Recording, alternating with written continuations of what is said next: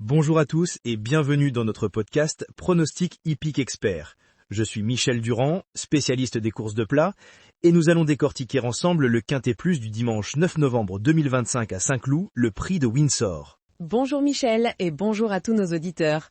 Je suis Caroline Lefebvre, experte en stratégie de paris et gestion de bankroll. Nous avons une belle épreuve à analyser aujourd'hui avec ce handicap divisé de classe 2 sur les 1600 mètres de la piste en air de Saint-Cloud avec 16 partants au départ. Exactement Caroline. Ce prix de Windsor se court sur le mile, une distance qui demande à la fois vitesse et tenue. Nous sommes sur la piste en herbe avec une corde à gauche et il faut noter que la météo prévoit un temps peu nuageux avec environ 13 degrés et un vent léger de sud-ouest. Un terrain qui devrait être bon donc. Parlons maintenant des forces en présence. J'ai particulièrement étudié les cotes et les rapports qualité-prix des concurrents.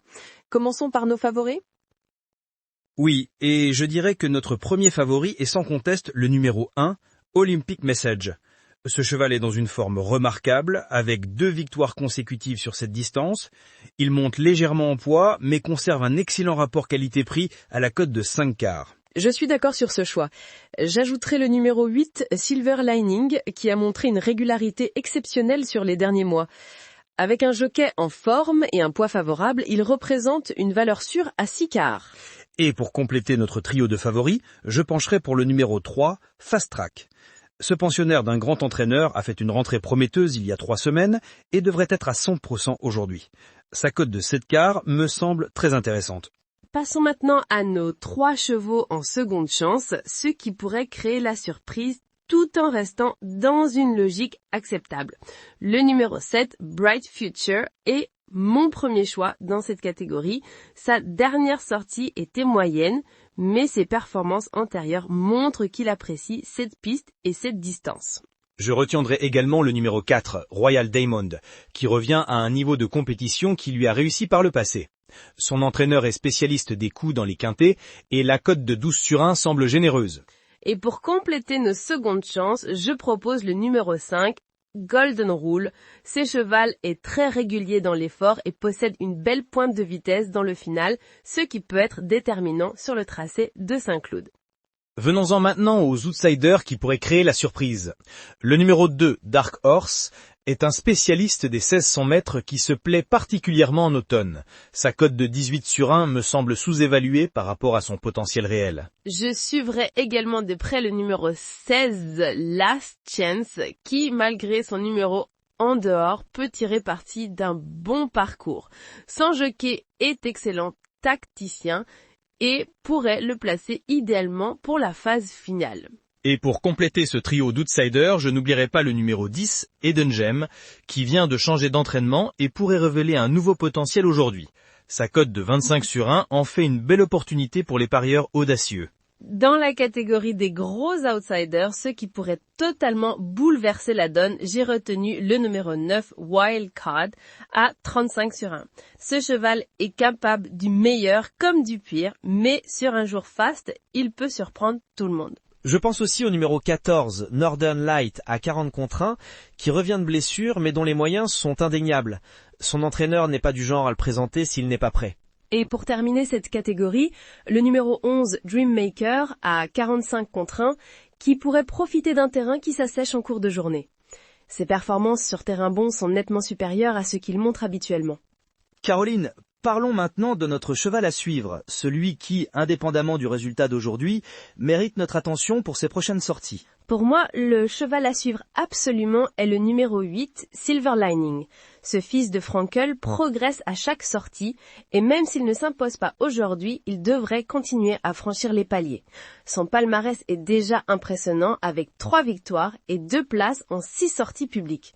C'est un cheval d'avenir. Évoquons maintenant les chevaux dont il faut se méfier.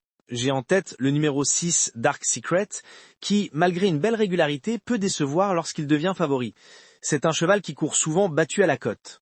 Je mettrai également dans cette catégorie le numéro 13, Troublemaker, qui peut avoir un comportement imprévisible dans les parcours. Il a le potentiel pour bien figurer, mais aussi pour créer des incidents de course. Parfait. Passons maintenant à notre synthèse de jeu. Si nous devons établir une base solide pour le multi en 7, je pense que les numéros 1, 3, 8 représentent une fondation solide. Tout à fait d'accord. Et pour compléter ce multi, j'ajouterai les numéros 4, 5, 7 et 2. Cela nous donne donc une combinaison 1, 3, 8, 4, 5, 7, 2 pour le multi en 7. Maintenant, passons à nos propositions de jeu pour le quintet. Pour une combinaison facile, je suggère de jouer les numéros 1, 8, 3, 7, 5 en base. Pour une combinaison de difficulté moyenne, je recommanderais 1, 8, 3, 4, 16, qui intègre un outsider capable de créer la surprise.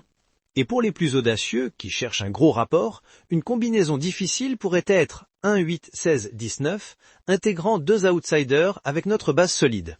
Parlons un peu de stratégie de bankroll, Michel. Comment conseilleriez-vous à nos auditeurs de répartir leur mise sur ces différentes combinaisons? C'est une excellente question. Je recommande toujours d'allouer environ 60% de son budget du jour sur les combinaisons les plus sûres, 30% sur les combinaisons moyennes et seulement 10% sur les combinaisons difficiles.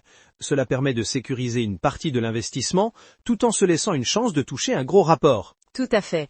Et n'oublions pas qu'il est crucial de définir son budget avant la course et de s'y tenir, quels que soient les résultats. La gestion de bankroll est aussi importante que la sélection des chevaux. Pour conclure, faisons une dernière synthèse des numéros à retenir pour ce prix de Windsor. Nos favoris sont les 1, 8, 3, nos secondes chances les 7, 4, 5, nos outsiders les 2, 16, 10 et nos gros outsiders les 9, 14, 11. Le cheval à suivre est le 8, et ceux dont il faut se méfier sont les 6 et 13. Parfaitement résumé, Michel. Et pour le multi en 7, nous retenons donc les numéros 1, 3, 8, 4, 5, 7, 2. Pour le quintet, selon votre niveau de risque, optez pour 1, 8, 3, 7, 5 en jeu sûr, 1, 8, 3, 4, 16 en jeu moyen ou 1, 8, 16, 19 en jeu difficile.